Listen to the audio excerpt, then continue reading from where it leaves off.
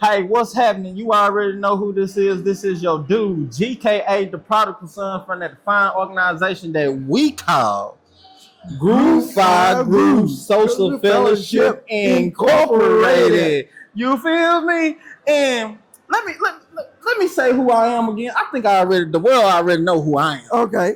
I don't think the world know who you are. Oh, well, I'll tell them if you want. Come on, please do. Please do. My name is Robert Simpson, one of the founding members of Groove Phi Groove Fellowship Incorporated. Okay. And I have the pleasure of being interviewed today by Mr. Denzel Goodman. Oh, you know, you Gentlemen, Denzel Goodman. You Yeah. made it sound so good when you said my name. You made it sound so good when you said my name. It's my pleasure.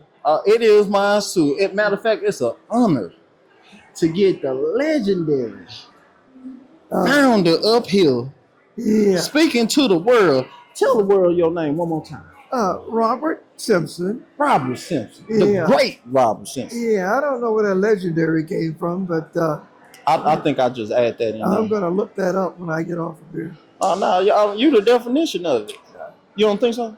No, I think I enjoy what I'm doing right now. Oh, well, let's get into it. Okay. Yes, sir. So, you know, this organization was established in 1962. Morgan State College. Morgan State. Now known as Morgan State University. Same place. Okay, cool. So, what made y'all get this organization established? Well, first of all, I don't think we ever had any intent of starting an organization. I think we were, what we had were a bunch of friends, very close friends. Some of us roomed together. Okay. We had apartments and houses off campus.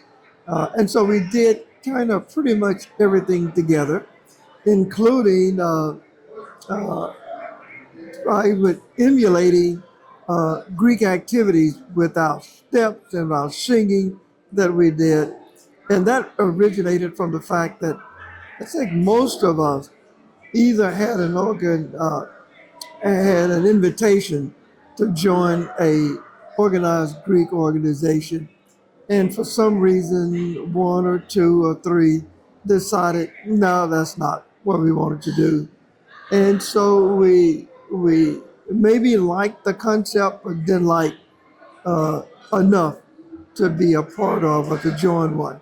So we did things together. Like I said, and most of the things, many of them emulated Greek activities, like the singing. We had one of the guys in the group, Nathaniel Parham, Barry Hampton, and Raymond Clark, all were part of a singing group. Mm-hmm. And so they thought that they could sing, and the rest of us just merely joined in. And then there were a couple of guys that thought that they were Michael Jackson type dancers. Okay. They could truly dance, and so they created routines, and we did some of the routines. After a long period of time, people started to stop and notice the activities as we were doing them on the days that we did them. Okay. And the campus had like a couple of places where most people had to pass by, and we would appear at those locations from time to time and sing and dance, and pretty soon it got to be almost expected that we would be there. And so as a result, the fellowship grew, continued to grow, and we continued to stay together. Okay. So when y'all, so that's where the definition of where it come from, where it's a social fellowship. Yeah, from the social fellowship came about when we actually decided to really organize. I think there was some pressure from the Greek organization that what we were doing emulated or detracted from their activities. And so somewhere, and if you ask the 14 of us, you probably would get a different definition. There was some kind of conversation from the leadership of the college that you guys needed to either declare yourself as something or cease or desist. And I think we kind of declared, but the rules and regulatory requirements of being a Greek organization that fit the definition formed by the Pan-Atlantic Council, we didn't meet that, and so we created the fellowship aspect of it in order just to be in compliance.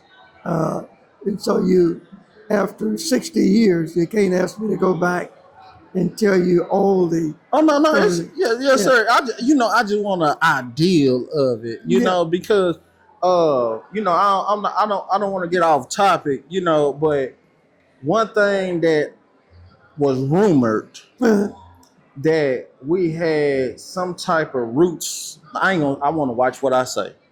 Like some type of connection with the Black Panthers. Is that somewhat true or not true? yeah. It may be, but I'm not aware of that. I'm not aware of anybody uh, being connected with the Black Panthers. What I will tell you is, in the '60s, the early '60s, was a period of time of high activism within the Black communities. Uh, Racism was still a rampant uh, and legal activity. It wasn't so much in Baltimore. In Baltimore, it was coming out, but the vestiges of it were still there. So a lot of us participated in those civil rights activities. There was a movie theater right across the street from Morgan that was totally segregated when in the early '60s, and all of us seemed like the entire campus at one time or the other would turn out to picket and to demonstrate in front of that theater and any other activity at that center to call attention to the vestiges of legalized or even unlegalized segregation. And so we were all activists. I think pretty much all of us participated. So we were activists. I'm not sure about the Black Panther, but we were activists in civil rights activities at that time. So, as a youngster, Okay. I hate to say this because coming up, I didn't know nothing about grooves. I didn't know nothing about the organization of grooves. And it was actually somebody at Texas Southern University named Bravo pulled me to the side and pretty much introduced me to grooves. And I was like, man, where this come from? Like, where this organization come from? And what pulled me in is the fact that he actually took the time out with me just to give me an understanding of his organization at that Okay. time. So how do you feel that your organization grew from 1962? Yeah. And that's the dynamics of that were probably going to be hard to define too. Most of it was purely accidental.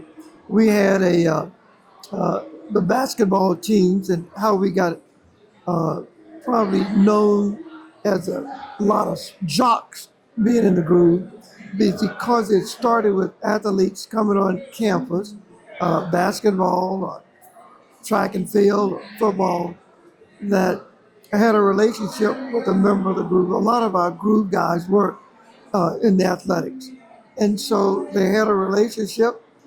Somebody related to somebody else. They liked the idea, and the next thing we knew, we were being contacted about an affiliate chapter in different locations. And so don't think we planned any of it. I think it was by chance. And I think that was the secret of the growth as well as the bonding.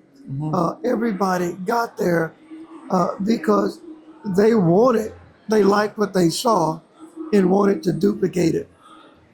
And beyond that, uh, every probably chapter will have its own story as to how it was done and how it happened. But that was probably the initial genesis, is that athletes and others coming on campus, seeing our activity and wanting to replicate or duplicate that activity at their location.